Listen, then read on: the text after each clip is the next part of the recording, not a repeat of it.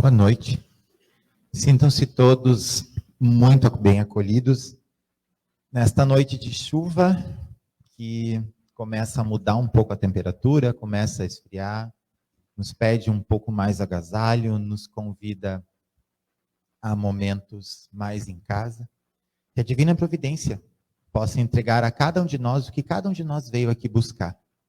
E que cada um encontre e receba aquilo que necessita para o seu equilíbrio e para o seu bem-estar. A palestra de hoje, esta conversa, eu brinco com meus colegas da Ramatiz, que hoje o macaco gordo subiu no galho, porque a dona Neuci estava escalada para fazer aqui, mas por questões de saúde ela resolveu ficar em casa, ela e o seu Valdir mais quietinhos, descansando e não se exporem a esse choque térmico que nós temos lá fora. Este capítulo, As Muitas Moradas na Casa do Meu Pai, ele é um capítulo que ele fala sobre a evolução dos mundos.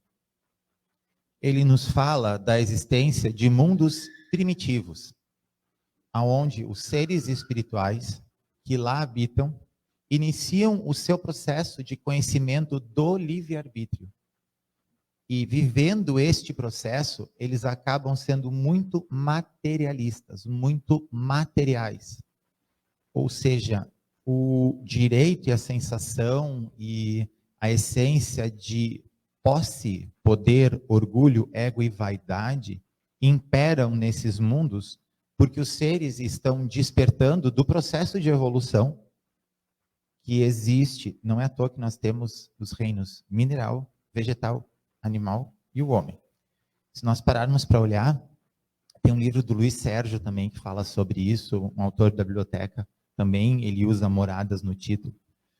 Os minerais, grandes estruturas, não obviamente aquelas pedrinhas que quase viram pó, são processos em que o espírito começa a ter contato com a matéria. Quando nós vamos ao reino vegetal, nós temos o processo de crescimento, o processo de fluidos internos, que seriam veias e artérias, pela seiva bruta e elaborada que circulam ali, o processo de crescimento, o processo de início de reprodução da vida com as sementes, as flores. E quando vai para o reino animal, o ser espiritual passa a ter contato com a liberdade, os movimentos, os instintos, a fome, a sede, o desejo de alimentação, de proteção, de caça, o desejo para a reprodução. Então, se nós olharmos, a Divina Providência, Deus nosso Pai, fez todo um encadeamento para que nós fôssemos beneficiados com um amor que não tem tamanho.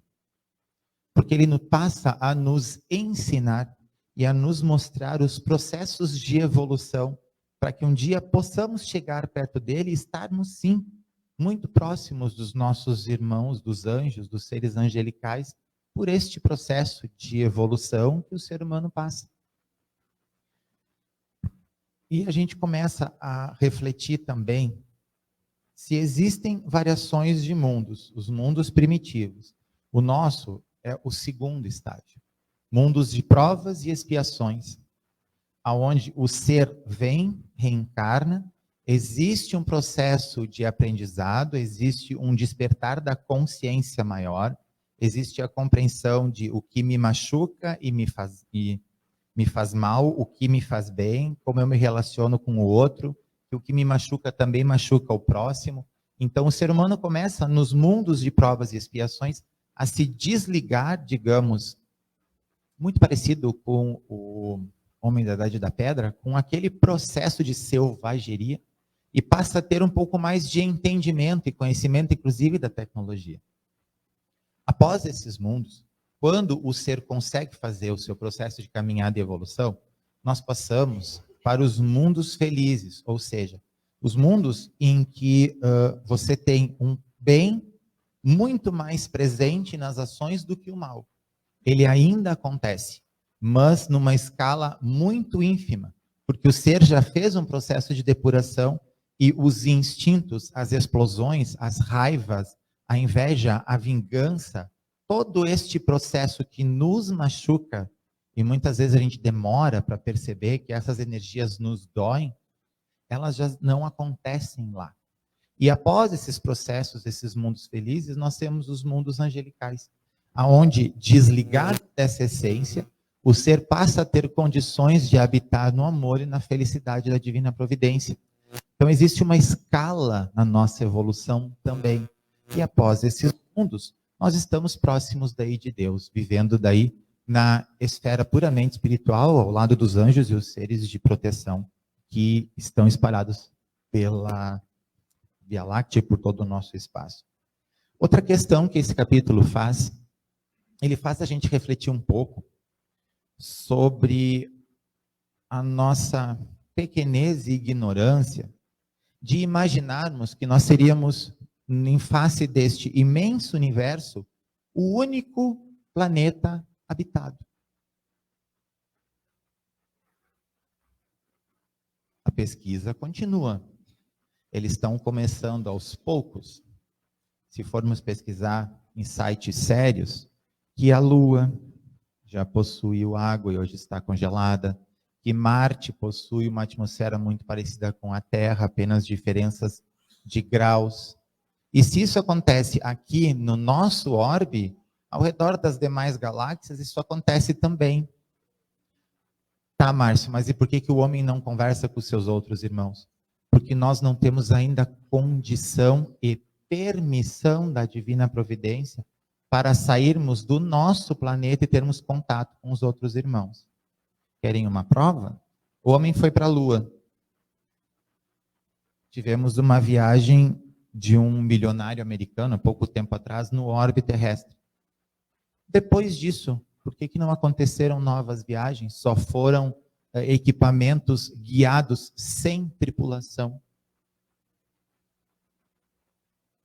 Porque o ser humano ainda não consegue entender.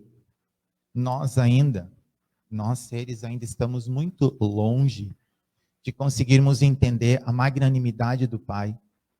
E nós parecemos, perante a divina providência, já me vi particularmente muitas vezes quando eu olho para o espelho e tiro o véu do orgulho da minha cara, uma criança birrenta e teimosa, que se o pai diz não, ela fica teimando até conseguir o que quer. Ou se não ganha, fica de beiço por várias horas. Eu já me peguei fazendo isso, inclusive agora com 43 anos na cara. E este é o processo que a gente ainda está vivendo. Nós não estamos prontos para conviver com os seres de outros planetas, respeitar as diferenças e compreender que eles estão em patamares de evolução acima do nosso, ou inferior, porque assim como existem mundos que nem o nosso de provas e expiações, existem os primitivos. Se nós sairmos do planeta, nós não sabemos, saímos da nossa galáxia, nós não sabemos quais são esses planetas, que estágio eles estão e quem serão os seres que a gente vai encontrar. Se serão seres primitivos que vão nos agredir, se serão seres no nosso estágio que nós conseguiremos conversar, ou se serão seres extremamente felizes que nós vamos nos sentir inferiores porque a gente ainda é muito pequeno para evoluir. Então a nossa caminhada está aqui porque nós precisamos desta escola. O nosso planeta, ele é um planeta escola, ele é um planeta hospital e, de certa forma, ele é um planeta prisão. Ele é um planeta escola, porque a partir do momento que a gente decide estudar, compreender e olhar para si, a gente começa a progredir. E daí as lições que a vida traz para nós começam a diminuir a sua frequência. É aquela velha frase que a gente diz: eu sou tão bom, por que isso aconteceu comigo de novo? Simples, porque tu ainda não aprendeu a lição que está com mau contato. Porque a vida queria te ensinar. Ele é um planeta hospital, porque quando nós precisamos, nós ficamos internados. O André Moreira, um amigo nosso de Minas Gerais, que a gente estuda muito, ele diz, e os espíritas de Minas também, de que os frequentadores do centro espírita são pessoas doentes que vêm buscar tratamento uma vez por semana. Os médiuns estão internados todos os dias. nós precisamos buscar. E o centro espírita passa a ser entendido como um hospital, porque à medida que a gente compreende as emoções e sensações que nos desgastam, que tiram a nossa energia, que causam as doenças, a gente começa a se curar. E a gente passa a ter contato pelo nosso resgate espiritual. E é o motivo que muitos, hoje em dia no globo, eu acredito que todos, pelo meu pouco conhecimento, todos nós estamos necessitados de aprender. E ele é um planeta prisão, porque por nossa escolha, nós não nos desligamos dessas emoções. Tá, Márcio, como assim não me desligo das minhas emoções? Então, se alguém me der um tapa, o que eu faço? Primeiro a gente vai ver por que aconteceu esse tapa. Esse tapa veio porque a pessoa foi se defender de uma agressão sua, ou o que aconteceu que a pessoa veio e te deu os 5 dedos na cara. E você vai fazer o que com isso? Vai devolver e começar uma briga, ou vai perguntar para ela o que aconteceu, ou se você foi o causador da reação dela, vai pedir perdão.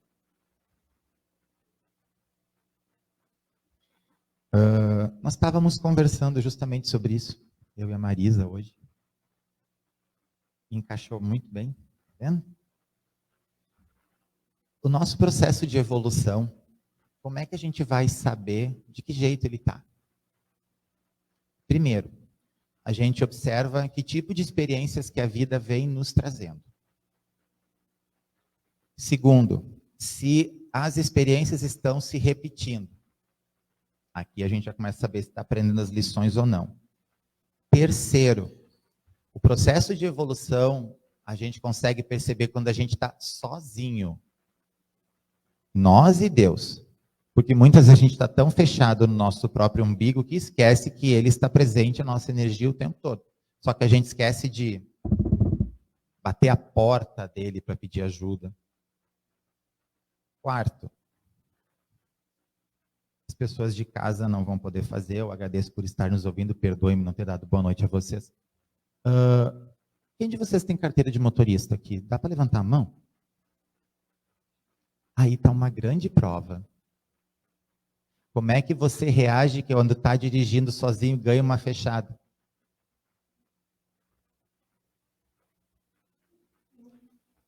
O que a gente faz? Eu já me peguei várias vezes indo com a mão na buzina e para.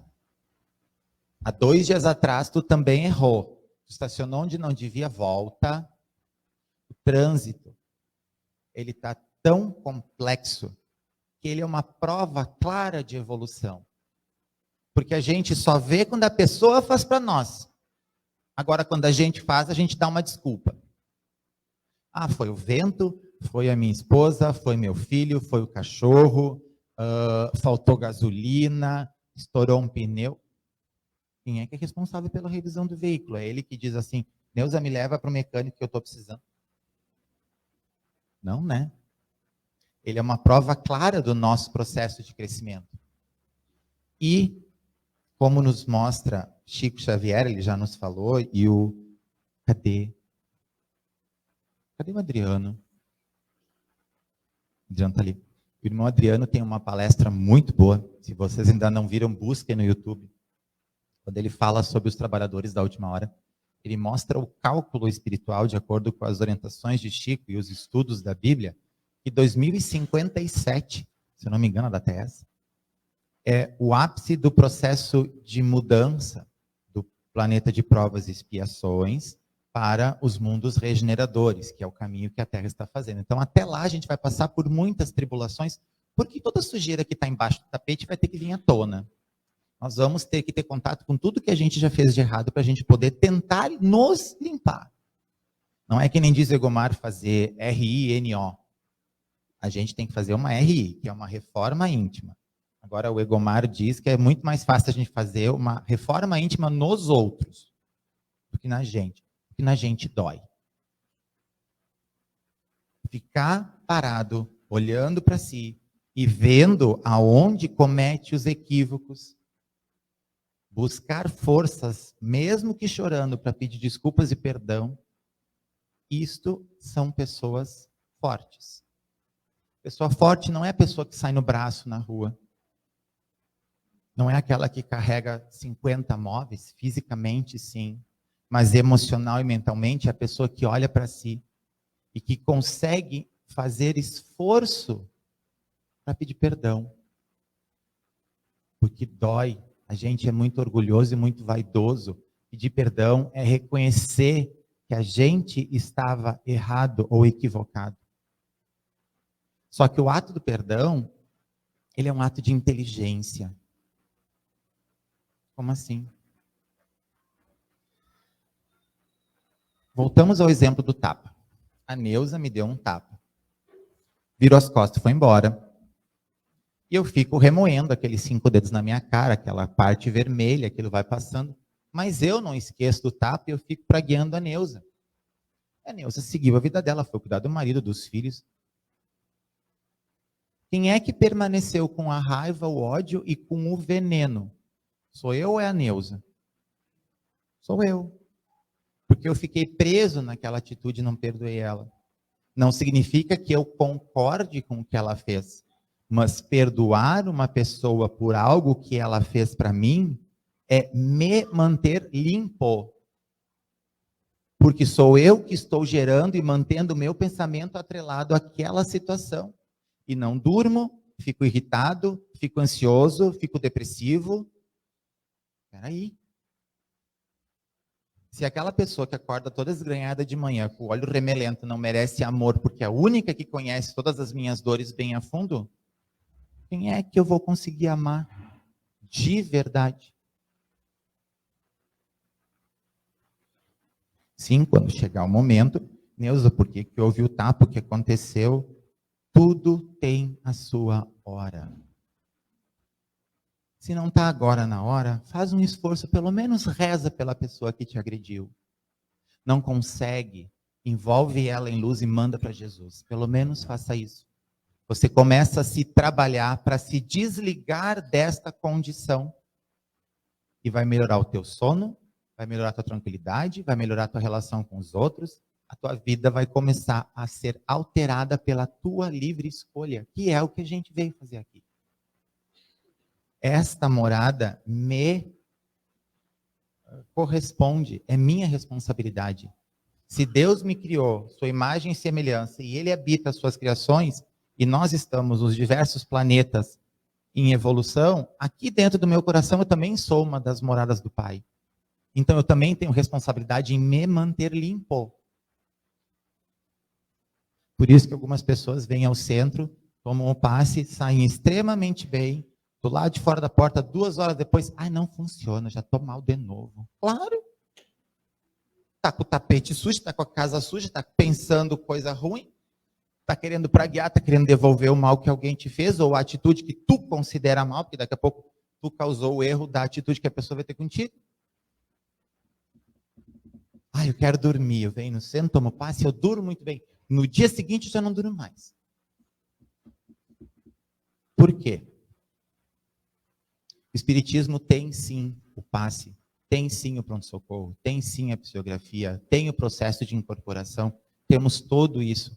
Mas isso foi necessário na época de Kardec para ser explicado e mostrado que havia uma inteligência se comunicando. Hoje, o Espiritismo é considerado Espiritismo inteligente, porque a gente passa a compreender as mensagens do Cristo e usar no nosso dia a dia, para quando a gente fica bem, poder estender a compaixão e a caridade ao próximo, que é o que o Evangelho nos convida a cada dia da jornada. Agradecemos essa oportunidade, como nos ensina o mentor, a pessoa que fala é a mais doente, porque ela tem que ler, tem que pensar, tem que falar, tem que ler de novo, tem que pensar outra vez e está ouvindo. A pessoa que vem ouvir só está escutando e pensando. O maior doente é o que mais tem que praticar. Que Deus nos abençoe, que cada um de nós possa encontrar e receber tudo de bom que veio buscar, que assim seja.